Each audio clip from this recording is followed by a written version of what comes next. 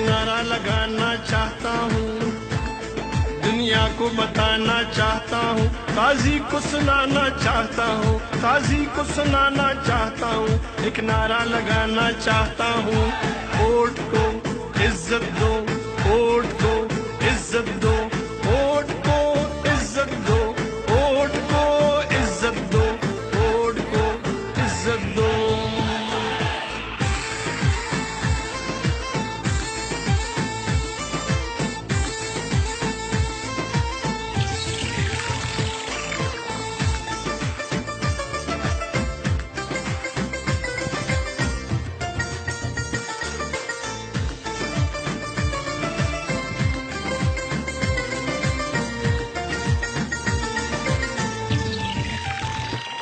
कायद तुम्हारे बुग़्ज़ में किरदार गिरे, अकदार गिरे, बड़े बड़े सरदार गिरे, ऊंचे ऊंचे मीनार गिरे, दीवाने बाला में देखा कैसे अलंबरदार गिरे, फाटा के सब दस्तार गिरे, मजहब के ठेकेदार गिरे, बड़े सिर्फ सालार गिरे, इस मिट्टी के गद्दार गिरे, मुंसिफ गिरे, बार बार गिरे, इंसाफ के दावेदार गिरे, इस नाम निहाल में मारों से, यहूद के पैरोकारों से, इस मिट्टी के गद्दारों से, गैर के अलाइकारों से, ये देश छुड़ाना चाहता हूँ, एक नारा लगाना चाहता हूँ, एक नारा लगाना चाहता हूँ, काजी को सुनाना चाहता हूँ।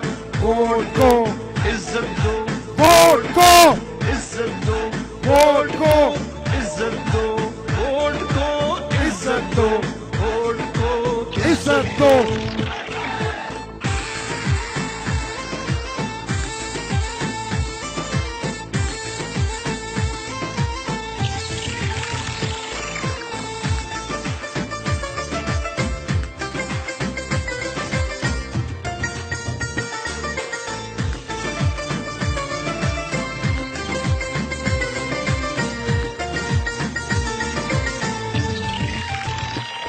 ये जितने गूंगे बहरे हैं, ये गैरों के दोस्त गहरे हैं, जो डंडे तले टहरे हैं, ये मोहरे हैं, ये मोहरे हैं, हम बिके नहीं, हम झुके नहीं, मंजिल की तरफ हम रुके नहीं, जो डर गए वो मर गए, जो डरते नहीं वो मरते नहीं, अदल बहाल कराना है, आगे कदम बढ़ाना है, कदम बढ़ाओ नवाज शरीफ, ये मिल्लत का तराना है, ये देश बचाना चाहता हूँ, एक नारा लगाना चाहता हूँ, काजी को सुनाना चाहता हूँ, एक नारा लगाना चाहता हूँ। वोट को इज्जत दो, वोट को इज्जत दो, वोट को इज्जत दो, वोट को इज्जत दो, वोट को इज्जत दो।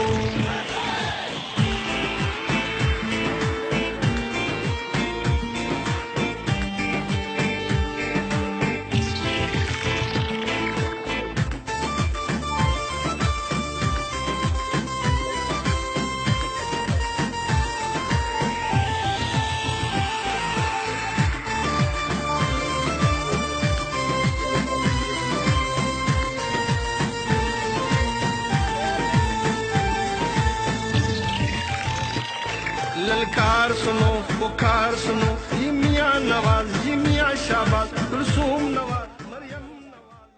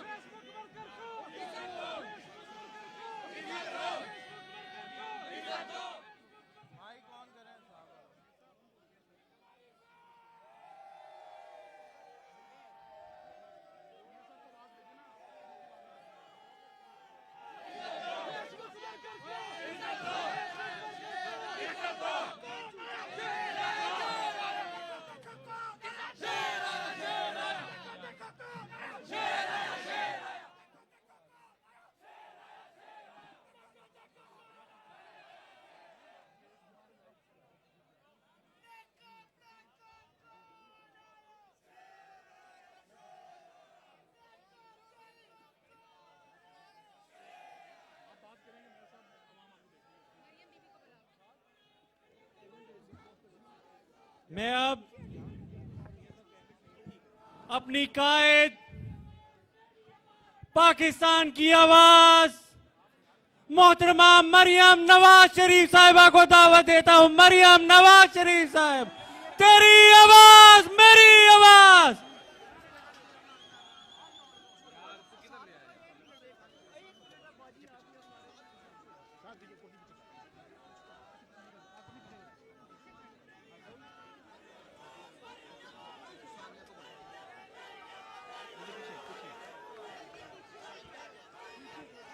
बस मुझे धक्के नहीं लगाने प्लीज।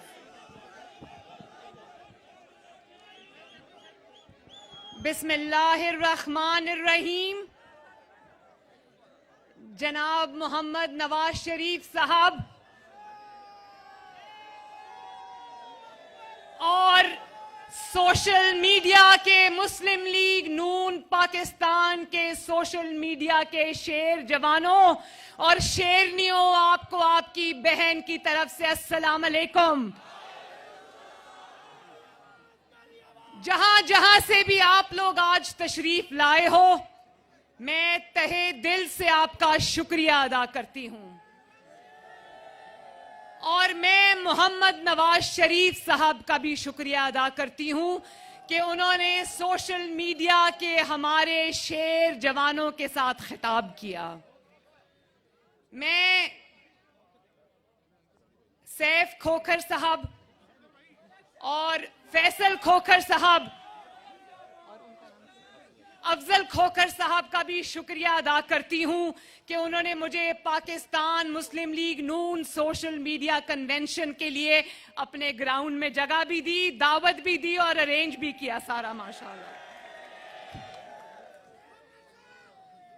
और सबसे पहले मैं आतिफ रऊफ, हमारा जो पाकिस्तान का सोशल मीडिया हेड है, और हमारे जो काशिफ साबिर साहब हैं पंजाब के हेड, कहां हैं जी? हाथ खड़ा करें, कहां हैं काशिफ साबिर साहब?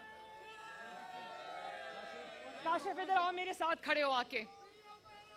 काशिफ साबिर साहब, खुरम भट्टी किधर है? सिंध का प्रेसिडेंट जो है, खुरम भट्टी किधर है? खुरम आ जाओ, खुरम आओ बेटा, खड़े हो ना इधर मेरे साथ खड़े। ये खुरम भट्टी सिंध का हमारा सोशल मीडिया टीम हेड है। और फिर किधर है आलमगीर जी? आलमगीर की तो आज बड़ी तारीफ हो गई, अब क्या करें। आलमगीर आ जाओ, आ जाओ। और ये आलमगीर है हमारा केपीके का सोशल मीडिया टीम हेड। और जीशान किधर है? जीशान इधर आओ। ये जीशान जो मेरा बेटा भी है, मेरा दायां हाथ भी है, मेरा बाजू भी है और सोशल मीडिया का रूहे रवां भी है। और इसके अलावा साद बिन नईम, हमजा रिजवान, बिलाल रिजवान, सफदर लगारी, अदील अली खान, इमरान शाहीन, आसिम महमूद और तहमसिब, ये मेरे बच्चे, ये सारे इधर खड़े हो, जरा आकर लाइन में खड़े हो जाओ। मैं इन सब का शुक्रिया अदा करना चाहती हूं क्योंकि ये वो बच्चे हैं जिन्होंने पार्टी से कभी 1 रुपया नहीं लिया, लेकिन गिलगित बल्तिस्तान हो या केपीके हो या कोयटा हो या सिंध हो, ये बच्चे हर जगह पीएमएलएन की कवरेज के लिए मौजूद रहते हैं। मेरे भाइयों, जरा हाथ उठा के ताली बजाओ इन सब के लिए। और इनके बारे में ये बता दूं, गिलगित बल्तिस्तान में जब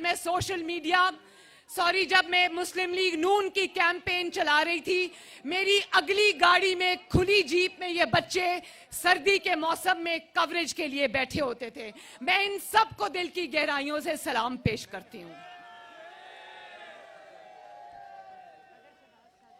बदर शहबाज जो कि हमारा बहुत जबरदस्त बच्चा है, और ये सारी इंतजामात जो मियां साहब की स्पीच के हैं वो बच्चा पीछे से बैठ के करता है, हम उसको भी सलाम पेश करते हैं। बदर कहाँ हो भाई? बदर आ जाओ। और इसके अलावा मेरा एक एक भाई, बेटा, बहन, बेटी जो यहां पर मौजूद है, सोशल मीडिया पे मुस्लिम लीग नून को रिप्रेजेंट करता है, या फिर घर बैठ के अपने कंप्यूटर स्क्रीन पे या अपनी मोबाइल स्क्रीन पे पाकिस्तान के अंदर या पाकिस्तान के बाहर मुस्लिम लीग नून सोशल मीडिया और नवाज शरीफ के बयानिए का प्रचार करता है, मैं आज हर उस शख्स को दिल की गहराइयों से सलाम पेश करती हूं। ये बदर, इधर आओ, इधर आओ। ये बदर शहबाज है, इसके लिए भी तालियां प्लीज। और इनमें से कुछ लोग शायद मुझसे थोड़े छोटे होंगे, लेकिन मैं इन सबको अपने बेटे और बेटियां कहती हूं। इसी तरह ये साइमा फारूक है, सानिया है, हिना भट्ट है, ये सब सोशल मीडिया पे जिस तरह मुस्लिम लीग नून के लिए काम करते हैं, मैं इन सबको भी सलाम पेश करती हूं। और आपको पता है कि मुस्लिम लीग नून सोशल मीडिया जो है, इसकी जिम्मेदारी मुझे 7-8 साल पहले मोहम्मद नवाज शरीफ साहब ने और पाकिस्तान मुस्लिम लीग नून ने दी थी। तब ये एक बहुत छोटा सा ग्रुप था। अब मैं ये फख्र से अल्लाह ताला का शुक्र अदा करके कहती हूं कि मुस्लिम लीग नून अब एक पाकिस्तान में की सियासी जमातों में से मुस्लिम लीग नून का सोशल मीडिया विंग जो है वो सबसे बड़ा कदावर दरख्त बन गया है माशाल्लाह। और उस तनावर दरख्त की छांव में आज मरियम नवाज बैठी है माशाल्लाह। और मैं ये भी बता दूं कि सोशल मीडिया सेल जो है अब वो सिर्फ सोशल मीडिया तक महदूद नहीं है। पाकिस्तान के जिस शहर में भी मैं जाती हूं, चाहे वो जलसा हो, जुलूस हो, वहां मुझे पहली सफों में पाकिस्तान मुस्लिम लीग नून सोशल मीडिया के लोग नजर आते हैं। पहली 5-6 लाइंस में सिर्फ और सिर्फ पाकिस्तान मुस्लिम लीग नून के सोशल मीडिया के बच्चे होते हैं माशाल्लाह। और मैं मियां साहब की मौजूदगी में मियां साहब को ये बताना चाहती हूं कि आपके बयानिए को जिस तरह पाकिस्तान मुस्लिम लीग नून का सोशल मीडिया लेकर चला है, उसकी मिसाल कभी पाकिस्तान की तारीख में नहीं मिलती। जब ये नवाज शरीफ के खौफ से, नवाज शरीफ के सच के खौफ से, जब नवाज शरीफ की आवाज बंद करते हैं तो लाखों नून लीग के सोशल मीडिया के मेंबर्स और कारकुनान नवाज शरीफ की आवाज बन जाते हैं।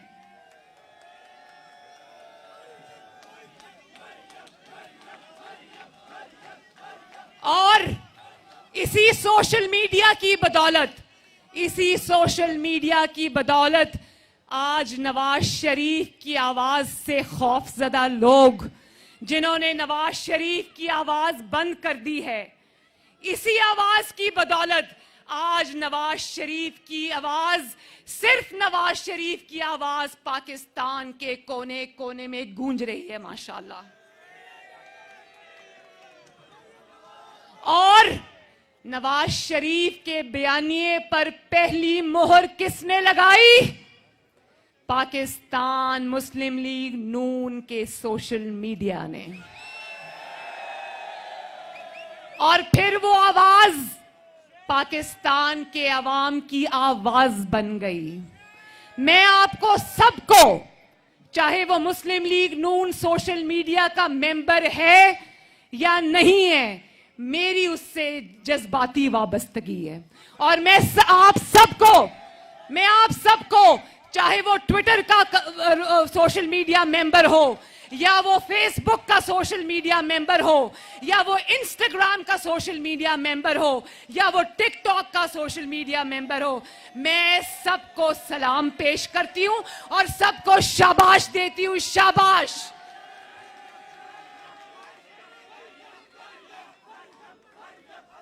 अच्छा, मेहरबानी, बहुत मेहरबानी। बहुत मेहरबानी आपकी। अब जरा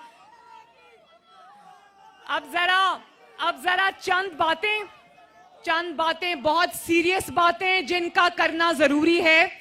मैं आपसे रिक्वेस्ट करती हूं, मुझे पता है आपके अंदर बहुत ज्यादा जज्बा है और नवाज शरीफ साहब हमारे साथ मौजूद हैं, मैं समझती हूं, जानती हूं, लेकिन चंद बातें ऐसी हैं जो इस वक्त करनी बहुत जरूरी हैं। पाकिस्तान का नौजवान, जिसमें पाकिस्तान मुस्लिम लीग नून के सोशल मीडिया के कारकुन भी शामिल हैं, उनका किरदार सिर्फ सोशल मीडिया तक महदूद नहीं है। आप सबको ये इदराक है, शऊर है और होना भी चाहिए कि आपके मुल्क में आज क्या हो रहा है, कि आपके मुल्क में आज जो हो रहा है वो क्यों हो रहा है, कि आपके मुल्क में आज जो हो रहा है वो कौन कर रहा है। जानते हो ना ये सब? देखो रियासत के कई सतून होते हैं। एग्जीक्यूटिव होता है, पार्लियामेंट होती है, जुडिशरी होती है। सबसे पहले जरा हुकूमत एग्जीक्यूटिव की बात कर लेते हैं। मुझे ये बताओ कि जब नवाज शरीफ की हुकूमत नवाज शरीफ से छीनी गई और एक इकामा पर नवाज शरीफ को बाहर कर दिया गया, आपके नुमाइंदे नवाज शरीफ को ऑफिस से उठाकर बाहर कर दिया गया, एक एक्सपायर्ड इकामा के ऊपर, उसके बाद 2018 का इलेक्शन चोरी कर ये जो नालायक और नाअहल और सिलेक्टेड हुकूमत हमारे सरों पर मुसल्लत कर दी गई है। तो आज बताओ, एक पेज पर होने के बावजूद इस बस को जो रोज जलती भी है और धक्का भी लगाना पड़ता है, इस बस को जिसका ड्राइवर ये सिलेक्टेड है, ये बस चल नहीं रही। पाकिस्तान, मुझे हाथ उठाकर बताओ, पाकिस्तान चल रहा है आज? पाकिस्तान चल रहा है आज? हुकूमत चल रही है आज? रोज सुबह जब आप उठते हो तो सबसे पहली खबर क्या मिलती है कि पाकिस्तान के अंदर महंगाई और भी ज्यादा हो गई है। अभी जो मियां साहब ने बात की तो मुझे यहां से अंदाजा हुआ, एक आवाज आई कि पहले 100 रुपए में, इधर से मुझे कहीं आवाज आई थी कि पहले 100 रुपए में हांडी रोटी हो जाती थी। अब होती है? अब 1000 रुपए में भी होती है? भाई जब रोटी 30 रुपए की हो गई हो तो एक घर में जिसमें 8-10 खाने वाले हैं वो अपने खर्चे कहां से पूरे करेंगे? और गैस का हाल देख लो, गैस आ नहीं रही लेकिन बिल आ रहे हैं बहुत बड़े बड़े। एक खानदान जिसका 25,000 रुपया महीने की आमदन है, उसको 50,000 रुपए का बिल आ रहा है बिजली और गैस का।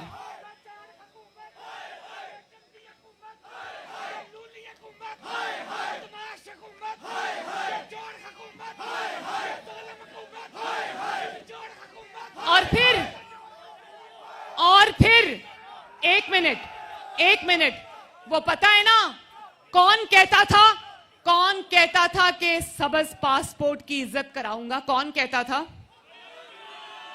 आज सबज पासपोर्ट की इज्जत तो क्या होनी थी, पूरी दुनिया के मुल्कों ने पाकिस्तान की फ्लाइट्स ही बैन कर दी हैं और मुल्कों ने, कोई ये कहता था ना कि हॉलैंड का वजीर आजम साइकिल पे जाता है, तो कहां है आज वो वजीर आजम जो साइकिल पे जाता था? आज वो जाली वजीर आजम जब किसी शहर में आता है तो अवाम को भेड़ बकरियां समझकर उनका पूरा शहर का शहर ही सील कर दिया जाता है। भाई तुम्हें क्या खतरा है? खतरा तो नवाज शरीफ जैसे हुक्मरान को था, जिसने जब इक्तदार संभाला तो हर रोज मुल्क में धमाके होते थे और हर रोज मुल्क पे ड्रोन अटैक्स होते थे। उसने अपनी जान हथेली पर रखकर पाकिस्तान में दहशतगर्दी के खात्मे के लिए 2 जंगें लड़ी। कौन सी जंगें? ज़र्बे अज़्ब और रद्दुल फसाद। और फिर भी वो जंगें भी लड़ रहा था, पाकिस्तान से दहशतगर्दी का खात्मा भी कर रहा था और अवाम के दरमियान मौजूद भी होता था। आज इस जाली और डरपोक वजीर आजम को कहो जरा अवाम के दरमियान 2 मिनट निकल कर तो दिखाए। और मुल्तान की मेरी तकरीर सुनी थी ना, मुल्तान की मेरी तकरीर सुनी थी ना। मुझे बहुत लोगों ने कहा कि वो जो तकरीर थी ना, लेकिन बंदा बहुत ईमानदार है। आपको पता है कि एलएनजी इसने बाहर से मंगवानी थी।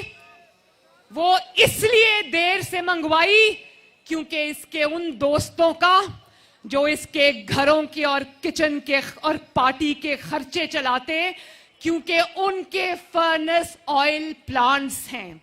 और फर्नेस ऑयल प्लांट से जब ये बनती है तो आवाम को महंगी मिलती है। जानते हो कि 122 अरब का नुकसान हुआ आपका, और ये 122 अरब का नुकसान जो है ये किसका हुआ? आप जो अपनी खून पसीने और मेहनत की कमाई से जो टैक्स देते हो वो इनकी करप्शन की नजर हो जाता है। लेकिन बंदा बहुत ईमानदार है। बजाय इसके कि आवाम को सस्ती बिजली मिलती, इसके किचन का खर्चा चलाने वाले दोस्तों को फायदा हुआ। लेकिन बंदा बहुत ईमानदार है। और वो आला अदलिया की बात सुनी थी ना, सुप्रीम कोर्ट ने कहा कि बिलियन ट्री सुनामी के दरख्त कहां लगे, हमें तो कहीं नजर नहीं आ रहे, लगता है सारे दरख्त बनी गाला में लग गए हैं। लेकिन बंदा बहुत ईमानदार है। अब मुझे ये भी पता चला है, कल मुझे मेरी दादी का अफसोस करने एक बिजनेसमैन आए हुए थे। उन्होंने मुझे बताया कि हमारी बिजनेस जो उनकी इंडस्ट्री है उसके लिए एलएनजी की जरूरत पड़ती है। तो उन्होंने कहा जब नवाज शरीफ की हुकूमत थी तो एक के बाद एक जहाज एलएनजी लेकर समंदर के किनारे खड़ा होता था। और वो कहते हैं कि आज एलएनजी के इंतजार में सारी इंडस्ट्रीज बैठी हुई हैं कि हमें एलएनजी मिले। और फिर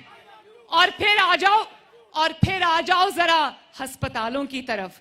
आज सुबह जब मैंने पढ़ा, कौन ये कहता था कि मोटरवे बनाने से कौमें नहीं बनती, अस्पताल और स्कूल बनाने चाहिए, तो मुझे हाथ उठाकर जरा बताना कि पूरे पाकिस्तान में, एक सूबा छोड़ ही दो, पूरे पाकिस्तान में क्या इस जाली हुकूमत ने एक भी अस्पताल बनाया? और आपको पता है, मैं सुबह पढ़ रही थी कि खैबर टीचिंग हॉस्पिटल जो कि केपीके में है, वहां पर आज ऑक्सीजन के सिलेंडर्स वक्त पर ना पहुंचने की वजह से 7 कोरोना में मुब्तला अफराद जान बहक हो गए। है कोई इसको पूछने वाला? कोई इसको आईना दिखाने वाला है कि तुम्हारे इतने बड़े बड़े दावे आज कहां गए? अस्पतालों में लिख कर लगा दिया गया है कि अगर स्ट्रेचर चाहिए या व्हील चेयर चाहिए गरीब मरीज को, उसको 20 रुपए देने पड़ेंगे, 20 रुपए। और आप ये जानते हैं कि जो लाहौर का शहबाज शरीफ ने चिल्ड्रन हॉस्पिटल बनाया था, उसमें 100 बच्चे सिर्फ फंड्स ना होने की वजह से वफात पा गए। 100 बच्चे, क्योंकि जो पंजाब हुकूमत उसको शहबाज शरीफ के वक्त में ग्रांट देती थी, वो जालिम हुकूमत में वो ग्रांट खत्म कर दी गई। और या सोचो, उन माओं का हाल सोचो। मैं भी मां हूं, मेरे भी बच्चे हैं। सोचो कि किसी मां के बच्चे का इसलिए इंतकाल हो जाए क्योंकि अस्पताल के पास पैसे नहीं है।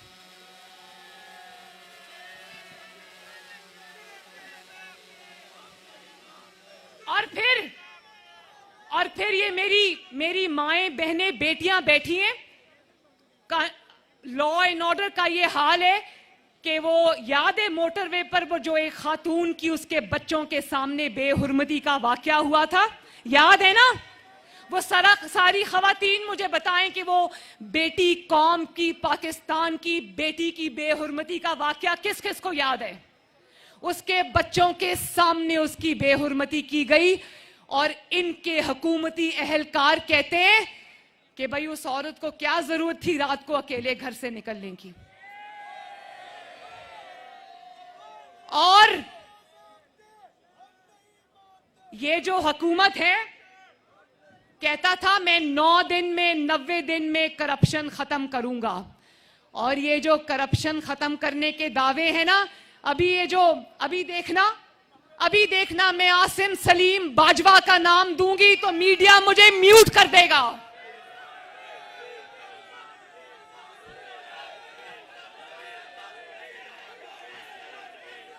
आप जानते हो कल काजी फाइज ईसा को जानते हो ना? कल काजी फाइज ईसा ने अपनी पिटिशन में ये कहा है कि आसिम सलीम बाजवा की एहलिया की 13 कमर्शियल और 5 रिहायशी प्रॉपर्टीज अमेरिका जैसे मुल्क में उन्होंने डिक्लेयर नहीं की।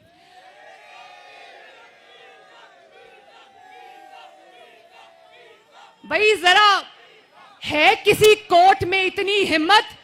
नवाज शरीफ जैसे 3 दफा के वजीर आजम को, जो अपनी बेटी समेत 200 पेशियों में उसने भुगता इस इंतकाम को, अपने बाप से लेकर अपने पोते तक का 3 नस्लों का हिसाब दिया।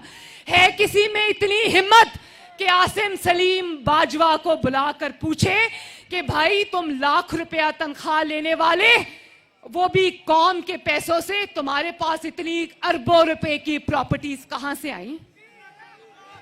और एक बात, अभी आप सब नारा लगा रहे थे ना आसिम बाजवा रसीदें दो, तो कोई कोर्ट उससे रसीदें मांगे ना मांगे, किसी अदालत में इतना हौसला हो ना हो कि उससे रसीदें मांगे या ना मांगे। वो नैब का चेयरमैन कहता था ना कि मैं फेस नहीं केस देखता हूं, तो अब उसको आसिम सलीम बाजवा का फेस नजर नहीं आ रहा? नैब उससे रसीदें मांगे या ना मांगे, FIA उससे रसीदें मांगे या ना मांगे, कोई जाली हुकूमत उससे रसीदें मांगे या ना मांगे, पाकिस्तान की आवाम आसिम सलीम बाजवा से रसीदें जरूर मांगेगी। जरा नारा लगाओ ना, आसिम बाजवा रसीदें दो। आसिम बाजवा, आसिम बाजवा, आसिम बाजवा, आसिम बाजवा। अभी मुझे ये अता तारड़ मेरा छोटा भाई है, जांबाज है मुस्लिम लीग नून का, ये मुझे कह रहा है कि इन्होंने आपकी आवाज मीडिया पे म्यूट कर दी है। देखो मैं आज आपके थ्रू, एक मिनट, हाँ ठीक है, आज मैं आपके थ्रू मीडिया को भी पैगाम देना चाहती हूं। ये हुकूमत बहुत चालाक है, इसने एक मीडिया हाउस को दूसरे मीडिया हाउस से लड़ा दिया है, एक एंकर को दूसरे एंकर से लड़ा दिया है, और आज मीडिया इतना भी आजाद नहीं है कि एक रिटायर्ड अफसर का नाम टीवी पर चला सके। और जो चैनल्स दबाव का सामना करने से इनकार करते हैं, या जो चैनल्स अपनी सहाफती जिम्मेदारियां अदा करते हैं, उनके सरबराहों को नैब की डिटेंशन सेल्स में फेंक दिया जाता है। आपको पता है ना कि जो जियो के सरबराह हैं, आजकल जियो बहुत हमारे खिलाफ है, मगर मुझे सब समझ आती है कि प्रेशर ऊपर से है, और सब चैनल्स आजकल जो सबक पढ़ाया जाता है, जो कागज पे लिखा हुआ आ जाता है, जो फोन आ जाता है कहीं से एक छोटे से अफसर का भी, उनको मानना पड़ता है। मुझे पता है वो मजबूर हैं, लेकिन क्या सदा इस तरह ही मजबूरी में बैठे रहोगे? पाकिस्तान के जितने भी ऑनरेबल एंकर्स थे जो सच और हक को बोलने की ताकत रखते थे, उनको उनकी नौकरियों से फारिग कर दिया गया। उनके चैनल्स को यह कहा गया कि अपने फलां एंकर को जो बहुत बोलता है उसको बाहर निकाल दो, वरना हम आपका चैनल बंद कर देंगे। और चैनल्स बंद भी हुए। वो सब आज छोटे से लेके बड़े सहाफी आज कैदों में हैं, अपनी नौकरियों से हाथ धो बैठे।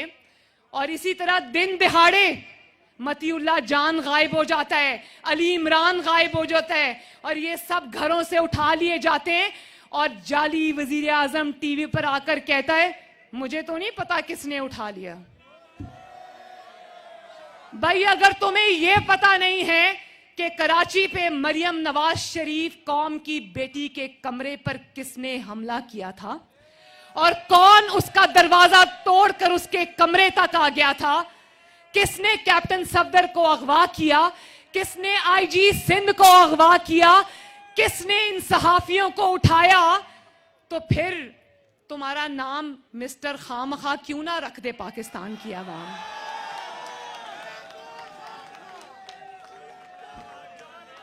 तो मैं आज पाकिस्तान के मीडिया को भी ये पैगाम देना चाहती हूं कि अच्छा कुछ ऐसे चैनल्स भी हैं जिन्होंने म्यूट नहीं किया, और सब मिलकर उन चैनल्स को सलाम करें। साथ साथ खबरें आ रही है, हमारा मीडिया सेल भी बहुत तेज है माशाल्लाह।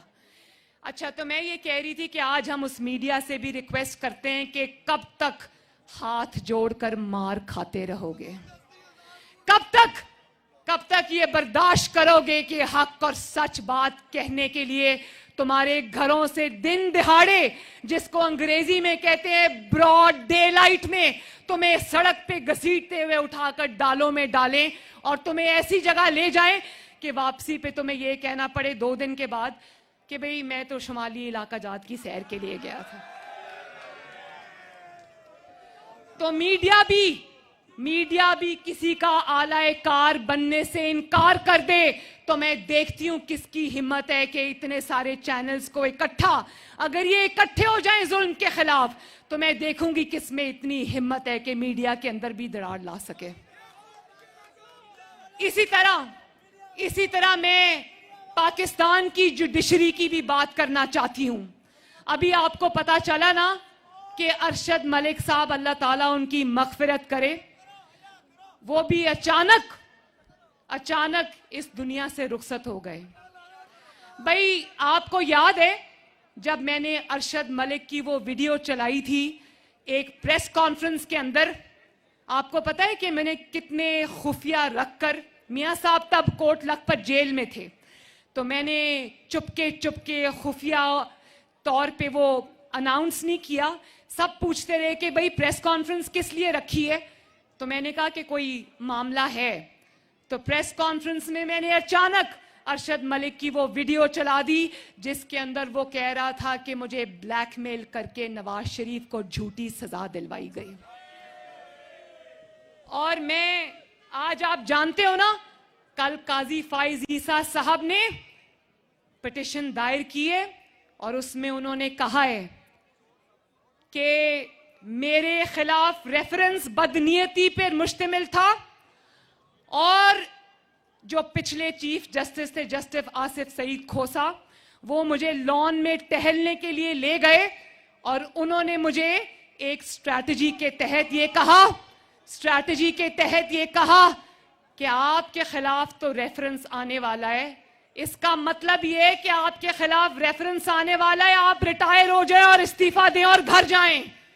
जिस तरह नवाज शरीफ को ये डराते थे, नवाज शरीफ जब वजीर आजम था तो उसको कहते थे ये कर दो वरना पनामा में हम कुछ कर देंगे, और फिर जब पनामा आ गया तो कहा चुप करके इस्तीफा देके घर चले जाओ वरना ये हो जाएगा और वो हो जाएगा। शाबाश है नवाज शरीफ को कि उसने जुल्म अपने ऊपर सह लिया। जानते हो ना कि पनामा पेपर्स में नवाज शरीफ का नाम नहीं था, जानते हो ना? नवाज शरीफ को शाबाश है कि वो ये जानता था कि अगर मैंने इस वक्त इनकी बात से इनकार किया तो पीछे पीछे क्या आ रहा है। वो 3 दफा का वजीर आजम था, उसने कहा कुछ भी कर लो, पाकिस्तान के अवाम ने मुझे इस कुर्सी पे बिठाया है, पाकिस्तान के अवाम के अलावा मैं ये हक किसी को नहीं दूंगा कि इस कुर्सी से मुझे उठाए। तो मैं जजेस को, मैं अपनी मुअज़्ज़ज़ अदलिया को भी ये कहना चाहती हूं कि अगर आप इन अहकामात को मानते हैं तो पिछले जो 2 चीफ जस्टिसेस का हाल हुआ है, जब वो कुर्सी पर बैठे होते हैं तो सब एहतरामन या उनके खौफ के मारे उनको सलाम करते हैं, जब वो कुर्सी छोड़कर जाते हैं तो कोई उनसे हाथ मिलाने का भी रवादार नहीं होता। ये जरूरी नहीं है कि आप अपने 2 साल, अपने 3 साल निकाल जाएं तो आप कहें कि मैं बहुत कामयाब हूं। कामयाब वो इंसान है कि उसके जाने के बाद उसको लोग याद करें और कहें कि बंदा बिल्कुल ठीक था, बंदा बहादुर था। जैसे आज उनका क्या नाम है जो फौत हुए जस्टिस पेशावर वाले, वो जो सेठ वकार साहब हैं, आप देख ले, फर्क देख ले लोगों में। सेठ वकार साहब पेशावर के कोर्ट के चीफ जस्टिस, जिन्होंने मुशर्रफ को सजा दी थी फांसी की, आज वो इस दुनिया में मौजूद नहीं है, लेकिन जब भी तारीख उनको याद करेगी उनका नाम सुनहरी हरूफ में लिखा जाएगा। और जरा ये भी सोच लो कि ये चीफ जस्टिसेस जो अभी घर गए हैं, इनको अवाम किस नाम से याद करेगी। तो मैं जजेस से भी ये रिक्वेस्ट करना चाहती हूं, मैं जजेस से भी ये रिक्वेस्ट करना चाहती हूं कि उनको प्रेशराइज करने वालों के चेहरे अवाम को नजर नहीं आते। वो बहुत चालाक लोग हैं, वो पर्दे के पीछे छुपे होते हैं ताकि उनके चेहरे अवाम को नजर ना आए। अवाम को जजेस के चेहरे नजर आते हैं और वो जजेस के किरदारों को, जजेस की जो नौकरियां, उसको हमेशा के लिए दागदार कर देते हैं। तो अगर जजेस भी इनकार कर दें कि चाहे वो काजी फाइज ईसा का केस हो या जस्टिस शौकत अजीज सदीकी का, जिसने कहा था कि मुझे आकर कहते थे कि नवाज शरीफ और मरियम नवाज को बेल मत देना, हमारी 2 साल की मेहनत बेकार हो जाएगी। अब वो बेचारा कब से इंतजार में है कि उसको इंसाफ मिले, अब सुना है कि उनकी पिटिशन भी लग रही है।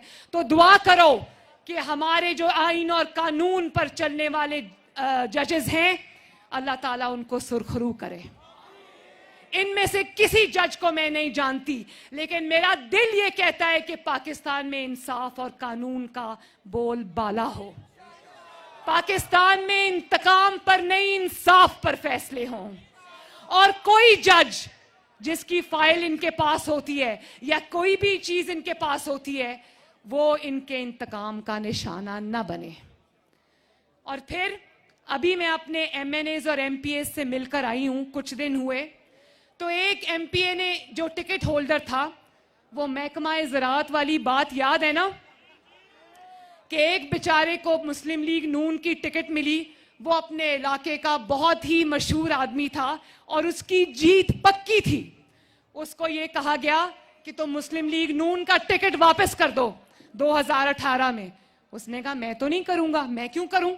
तो उसने कहा तुम आजाद हैसियत में खड़े हो जाओ। उसने कहा भाई मेरी जमात मुस्लिम लीग नून है, मैं बेवफा आदमी नहीं हूं, तो मैं क्यों टिकट वापस कर दूं और आजाद खड़े हो जाऊं? तो उसके मुंह पे इन लोगों ने थप्पड़ मारे। अब मुझे ये बताओ, मैं सारे पाकिस्तान के MNAs और MPAs से मुखातिब हूं, मुझे बताओ कि आपकी ये अब आपका फ्यूचर है कि अगर आप अपनी वफादारियां बेचने से इनकार करोगे तो आपके मुंह पे थप्पड़ मारे जाएंगे? कब तक ये जुल्म आप बर्दाश्त करोगे? आप अवाम के मुंतखब नुमाइंदे हो, अपनी इज्जत का पास आपको होना चाहिए। अगर मैंने अपने जो लाहौर में अब 13 को इंशाअल्लाह जलसा होने जा रहा है, तो मैंने अपने लोगों को कहा, मैंने अपने MNAs और MPAs को कहा, मैंने कहा कि ज्यादा से ज्यादा यही होगा ना कि FIR कट जाएगी, घर से उठा के ले जाएंगे, तो कहो उठा के लेके जाना है तो ले जाओ, गिरफ्तार करना है तो कर लो, ना हम घर बैठेंगे ना अपनी वफादारियां छोड़ेंगे। और ये जानते हो ना कि एक एक जलसे के बाद 3,000 FIR कटती हैं। तो मैं आज परवेज अंकल के साथ मजाक कर रही थी। वो याद है ना, एक मिनट, वो याद है ना, वो पिछले जमाने में जब मैं छोटी थी तो जब शादी होती थी तो दूल्हा को वो नोटों वाला हार पहनाया जाता था। तो मैंने अपने MNAs और MPs से कहा है कि FIR जितनी तादाद में आपके खिलाफ हो रही है ना, उन सबको हार में परोकर गले में पहन लो, ताकि पता चले कि ये हुकूमत और ये जाली और खौफजदा जाली हुक्मरान कितना डरे हुए हैं इस वक्त लाहौर के जलसे से।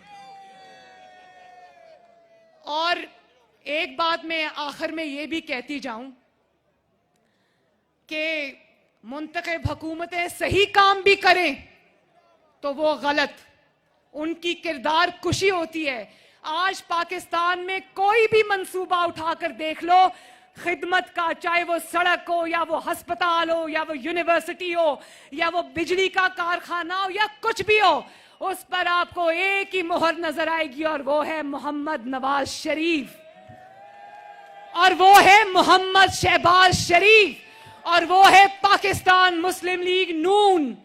लेकिन आज 5.8 ग्रोथ थी और आज अगर 0 से नीचे ज़ेरे जमीन ग्रोथ चली गई है, लेकिन किसी के कान पे जूं नहीं रेंगती क्योंकि बंदा बहुत ताबेदार है। और फिर बंदा ताबेदार है, ठीक है। और उसके बाद आजकल ईमानदार उसको कहा जाता है जो चोर भी हो, डाकू भी हो, लेकिन ताबेदार हो।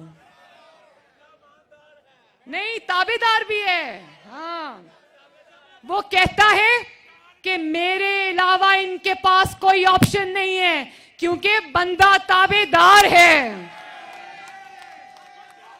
वो कहता है कि हम एक पेज पे हैं क्योंकि बंदा ताबेदार है।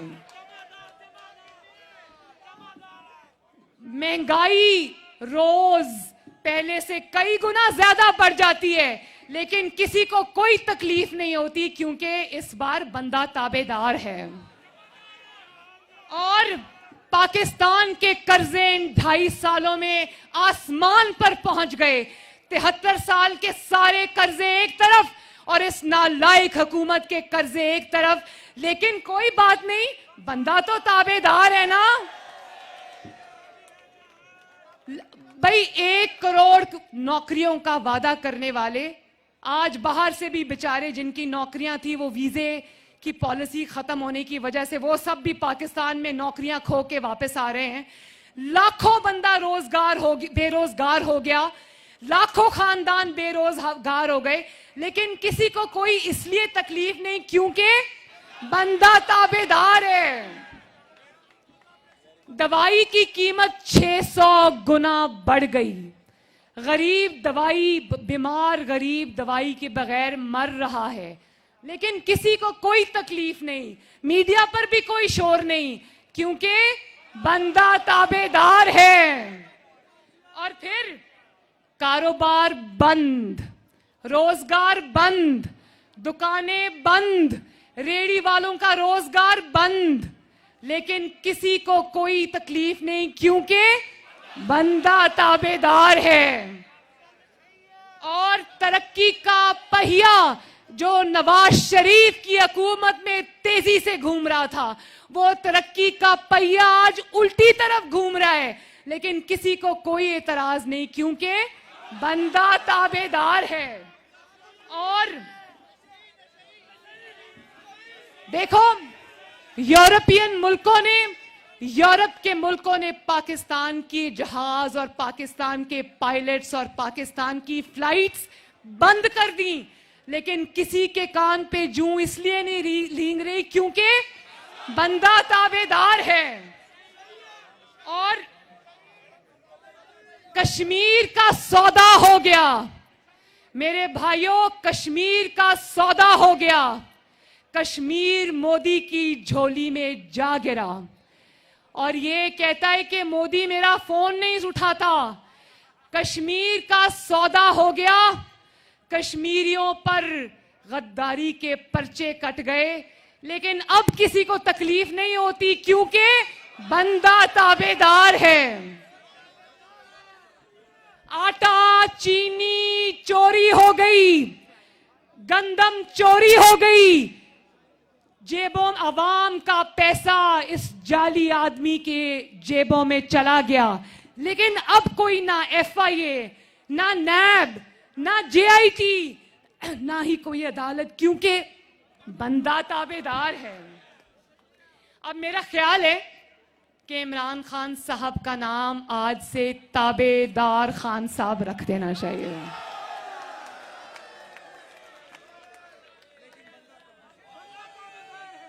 बंदा ईमानदार भी है और बंदा ताबेदार भी है।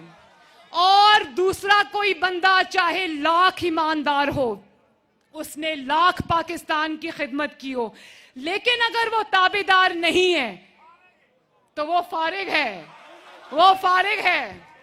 और एक तरफ दुनिया का सबसे नालायक, दुनिया का सबसे नाअहल बंदा हो और गरीब के चूल्हे बुझ गए हों और पाकिस्तान बंद हो गया हो, पाकिस्तान का कारोबार बंद हो गया हो, मईशत बंद हो गई हो, हर चीज को ताला लग गया हो, लेकिन कोई कुछ नहीं कहेगा क्योंकि बंदा ताबेदार है। तो आज मेरे साथ वादा करें मिलकर कि नवाज शरीफ ने जुल्म सहकर और अपने खानदान पर जुल्म सहकर इस 72 साल की उम्र में अगर आपकी सरबुलंदी का अलम उठाया है तो आखिर तक नवाज शरीफ का साथ दोगे इंशाल्लाह। और ये भी मैं बता दूं, PDM बहुत बड़े बड़े फैसले करने जा रही है इंशाल्लाह। 8 तारीख को अब या आर या पार इंशाल्लाह। और ये भी मैं बता दूं, और ये भी मैं बता दूं, ये भी मैं बता दूं, ये भी मैं बता दूं कि इंशाअल्लाह ताला पाकिस्तान के अवाम, ये खुशखबरी में सुना दूं कि पाकिस्तान के अवाम ये जंग जीत चुके हैं इंशाअल्लाह ताला। सिर्फ 13 के जलसे में लाहौर में फतह का ऐलान होना बाकी है।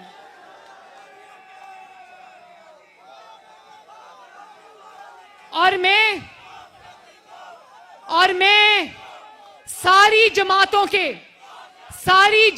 के MNAs को, एक मिनट बेटा, बहुत जरूरी बात है, मुझे पता है मेरी स्पीच जरा लंबी हो गई है, लेकिन बहुत जरूरी बात है। मैं पाकिस्तान के सारे इलेक्टेड MNAs को, MPAs को और सेनेटर्स को ये मुअद्दबाना अर्ज करना चाहती हूं कि अपनी इज्जत को पहचाने।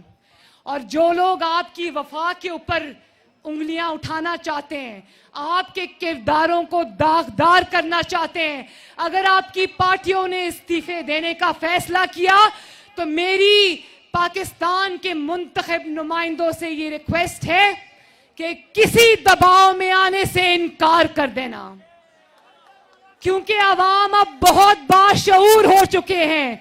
जो मजबूरी की तहत भी जिसने पार्टी से दगा किया, लोग उसके घरों का घेराव करेंगे इंशाअल्लाह ताला। तो मेरे भाइयों, अब इंशाअल्लाह आपसे 13 को लाहौर के मीनारे पाकिस्तान में मुलाकात होगी। ना सिर्फ खुद आना है बल्कि अपने खानदानों को, अपने दोस्तों को भी लेके आना है, क्योंकि ना ये मरियम नवाज शरीफ का जलसा है, ना ये नवाज शरीफ का जलसा है, ना ये PDM का जलसा है। ये हुकूमत घर जाएगी तो पाकिस्तान चलेगा, ये हुकूमत घर जाएगी तो महंगाई खत्म होगी, ये हुकूमत घर जाएगी तो कारोबार चलेगा, ये हुकूमत घर जाएगी तो आटा चीनी गंदम और सब्जियां सस्ती होंगी। तो अब आओ और इंशाअल्लाह 13 को मीनारे पाकिस्तान में अपनी फतह के झंडे गाड़ो। पाकिस्तान मुस्लिम लीग नून सोशल मीडिया जिंदाबाद। नवाज शरीफ, और जोर से, नवाज शरीफ, नवाज शरीफ, शहबाज शरीफ। शहबाज शरीफ को भी हम हाथ उठाकर उनकी अपने भाई से वफादारी को सलाम पेश करते हैं। उन्होंने मुझे अभी जेल जाने से पहले अपने कमरे में मुझे ले गए और उन्होंने कहा कि मरियम तुम मेरी बेटी हो, लेकिन एक बात मैं तुम्हें बता दूं, इन्होंने मुझे जितनी भी लालच दी हो, मैंने आज अपने भाई से बेवफाई नहीं की, तो आज मैं सुकून की नींद सोता हूं। हमजा का केस भी जमानत का, हमजा का केस भी जमानत का लग रहा है कोर्ट में। दुआ करो कि अल्लाह ताला 1.5 साल से बेगुनाह हमजा को कैद, अल्लाह ताला उसको रिहाई अता फरमाए। तो फिर एक दफा पाकिस्तान मुस्लिम लीग नून सोशल मीडिया, नवाज शरीफ, 13 दिसंबर का लाहौर का जलसा। अच्छा, बाय द वे कल मैं इंशाल्लाह एक लाहौर में मेरी रैली कल है और एक 2 दिन के बाद है। लाहौर में मैं जगह जगह जाकर लाहौर के अवाम को खुद दावत दूंगी कि वो आए और 13 दिसंबर को जलसे में शिरकत करें। अब आखिर में एक और नारा, पाकिस्तान। शुक्रिया, बहुत बहुत शुक्रिया।